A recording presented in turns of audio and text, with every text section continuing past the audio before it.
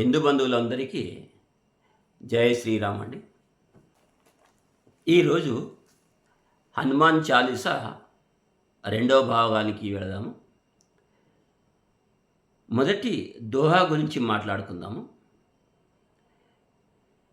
గత ఎపిసోడ్లో నేను హనుమాన్ చాలీసా గురించి పుట్టు పూర్వోత్తరాలు, ఎవరు రాశారు, ఎందుకు రాశారు అనేటువంటి సమాచారం మీకు అందించాను. ఈరోజు మరి దోహా గురించి అర్థం తెలుసుకొని తర్వాత ఎపిసోడ్ లోపల మనము చౌపాయిల గురించి తెలుసుకుందాము. అసలు దోహా ఏంటి, చౌపాయి ఏంటి మీకు గత ఎపిసోడ్లో చెప్పాను. ఎవరైనా గత ఎపిసోడ్ చూడని వాళ్ళు ఉంటే ఇక్కడ ఈ ఎపిసోడ్లో డిస్క్రిప్షన్ బాక్స్లో ఆ లింక్ ఉంచుతున్నాను. మీరు గత ఎపిసోడ్ కూడా చూడొచ్చు. మొట్టమొదటి ఎపిసోడ్ ఇది రెండవ భాగము. దోహా. శ్రీ గురు చరణ సరోజ రజ నిజమన ముకుర సుధారి బరనహు రఘువర విమల జసు జోదాయక ఫలచారి బుద్ధిహీనతను జానికై సుమిరౌ పవన కుమార్ బల బుద్ధి విద్యా దేవు మోయి హరహు కలేశ వికార్. ఇది దోహా అండి. దీని అర్థం తెలుసుకుందాము. శ్రీ గురు చరణ సరోజ రజ, ఇది ఒక వర్షం అండి.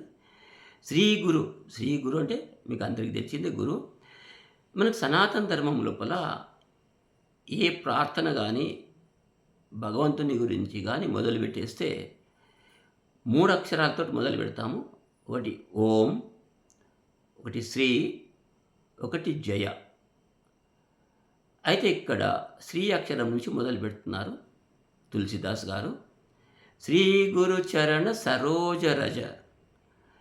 చరణ అంటే గుర్తు, శ్రీ గురు చరణ అంటే పాదాలు మీకు. సరోజ రజ, సరోజ అంటే పద్మములు.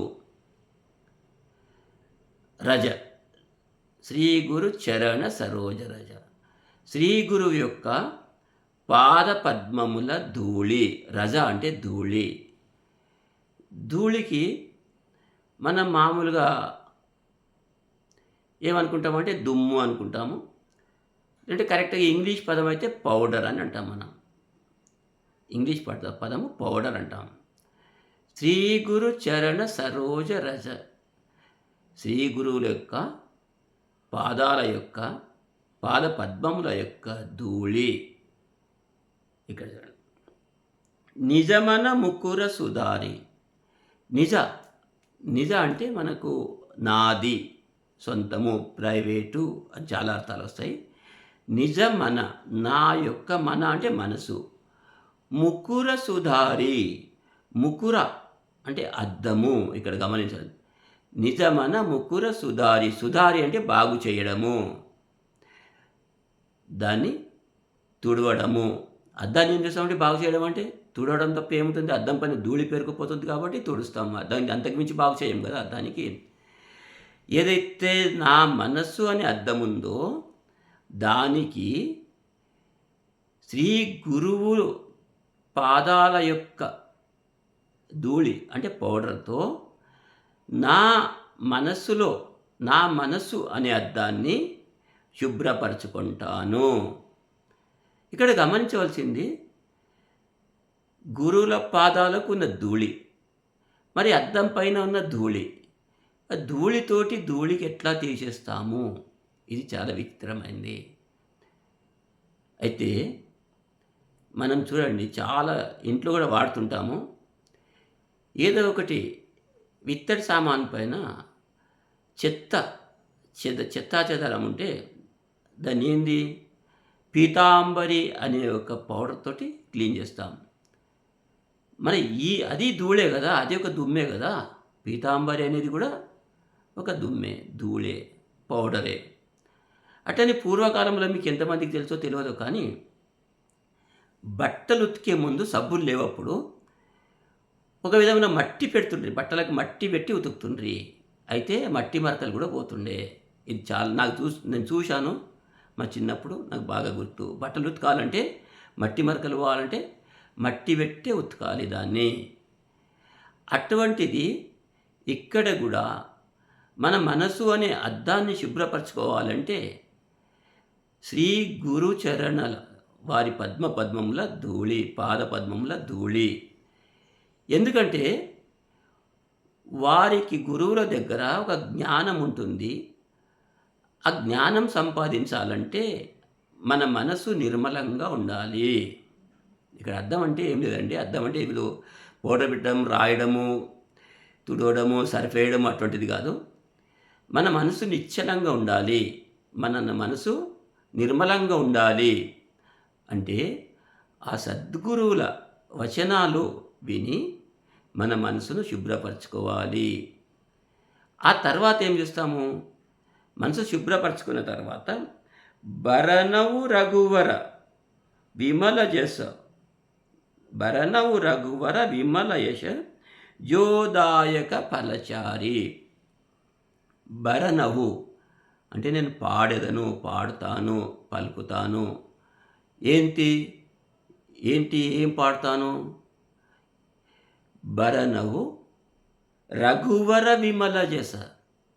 రఘువర అంటే ఆ రాముంది, ఆ రామచంద్రుని, విమల యశ నిర్మలమైన, విమల అంటే నిర్మలమైన, మల అంటే చెత్తా చెదారము, నిర్మలమైన యశ అంటే కీర్తి. ఆ రఘురాముడి నిర్మలమైన కీర్తి పాడుకుంటాను. మన మనస్సు అనే అద్దాన్ని శుభ్రం చేసుకొని ఆ తర్వాత నేను రామకీర్తన చేస్తాను. అది ఎందుకు చేయాలి రామకీర్తన? ఇక్కడ ఇచ్చాను. జోదాయక ఫలచారి. ఏదైతే మనకు 4 ఫలాలు అందిస్తుందో, జోదాయక అందించేది, ఏదైతే ఫలచారి, ఫల అంటే ఫలం మనకి అందరి గుర్తు, 4 ఫలాలు. ఫలచారి, ఇది చారి అంటే 4. ఏంటి 4? ధర్మ, అర్థ, కామ, మోక్ష. ఇవి 4 ఫలాలు అందిస్తుంది. రాముడి చరిత్ర, రామాయణం అనుకోండి, రామకావ్యం అనుకోండి, నిర్మలమైన రాముడి చరిత్ర, నిర్మలమైన మనసుతో నేను పాడేదను. బుద్ధిహీనతను జానికే సుమిరవు పవన కుమార్. ముందు రామ కథ చెప్తానంటున్నాడు. తర్వాత ఏంటి? రాముడి కీర్తన చేసిన తర్వాత, రాముడి కీర్తిని వర్ణించిన తర్వాత ఏమంటున్నాడు ఇక్కడ? బుద్ధిహీనతను జానికై, నా శరీరానికి తెలివి లేదు, ఇది ఎన్నో తప్పుడు పనులు చేసేసింది, ఎంతో అపచారం చేసి ఉండొచ్చు, ఎవరికైనా ఈ శరీరంతో బాధ కలిగి ఉండొచ్చు. అయితే అటువంటిదంతా నీవు మన్నించి, ఎందుకు మన్నించాలి? సుమిరవు పవన కుమార్ హనుమంత, నేను నీ స్మరణ చేస్తున్నాను. ఈ శరీరం ఏదైనా తప్పులు చేస్తే కూడా, ఈ శరీరం అపవిత్రంగా ఉంటే కూడా నన్ను మన్నించు. రామభక్తి, నేను రామకీర్తన తర్వాత నీ కీర్తన చేస్తున్నాను. ఏం కావాలి మరి? ఎందుకు చేస్తున్నాను? అక్కడేమిటి అంటే రాముడి కీర్తన ఎందుకు చేశారంటే 4 ఫలాల కొరకు. ఇక్కడ హనుమతి యశస్సును ఎందుకు పాడుతున్నారు అంటే బల బుద్ధి విద్యాదేవు మోయే. బల బుద్ధి విద్య. చాలామందికి బలం ఉంటుంది, బుద్ధి ఉండదు. బుద్ధి ఉంటుంది, విద్య ఉండదు. బలము, విద్య, బుద్ధి ఇవన్నీ కలిసినప్పుడే ఒక పరిపూర్ణ మానవుడిగా అవుతాం. చాలా దగ్గర చూడండి, విద్య ఉంటుంది, బుద్ధి ఉంటుంది. శరీరం లోపల అస్సలు బలం ఉండదు. ఏది కాళ్ళు నడవలేడు, కూర్చోలేడు మనిషి, ఒక మాట ఆడలేడు. చాలా తెలివితేటలు ఉంటాయి. ఏం అవసరం దాన్ని? ఏమన్నా లాభమా? ఏమీ ఉపయోగం కాదు. మరేంది మొదలు ఏమంటున్నాడు? బల బుద్ధి విద్యాదేవుమోయే. బలము, మంచి బుద్ధి, సద్బుద్ధిని ప్రసాదించు. అలాగే నన్ను ఆరోగ్యంగా ఉంచు. ఎవరి? మోహి, నన్ను. బలబుద్ధి విద్యాదేవు, నాకు బలము, విద్య, బుద్ధి ప్రసాదించు. హరవు కలేశ వికార్. హరవు అంటే హరించడము, తొలగించు. హరవు కలేశ వికార్.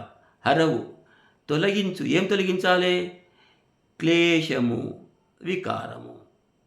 క్లేశం ఎక్కడుంటుంది? మన శరీరం లోపల చీము, నెత్తూరు అన్నీ ఉంటాయి, మీకు అందరికీ గుర్తు.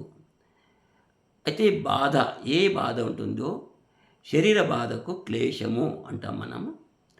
అటువంటి బాధలు తొలగించడానికి, అటువంటి బాధలు తగ్గించడానికి వికారము అనేది ఎక్కువ మట్టుకు మనసు గురించే వాడతాము.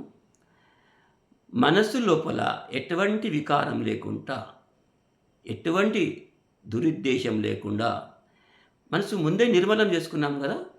నిర్మలం చేసుకున్న తర్వాతనే మనం రామగానం వాడుతున్నాం, రామకథాగానం వాడుతున్నాం. అయినా కానీ మళ్ళీ హనుమంతుని కూడా వేడుకుంటున్నాం. ఏంది? బలబుద్ధి విద్యాదేవు మోయి. అవన్నీ ఇస్తే సరిపోదు. నాకు బలం ఇచ్చినవు, బుద్ధి ఇచ్చినవు, విద్య ఇచ్చినవు, కానీ సరిపోదు. ఇంకేం కావాలి? హరవు కలేశ వికార్. ఏదైతే నా లోపల చెడు తత్వాలు ఉన్నాయో దాన్నన్నింటి రూపుమాపు.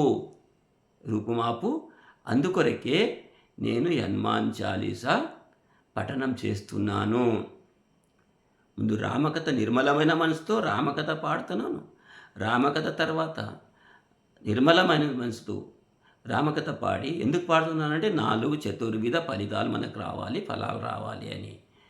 ఆ తర్వాత పవనసుత హనుమంతుడికి, ఆంజనేయుడికి మనం ధ్యానం చేస్తున్నాము.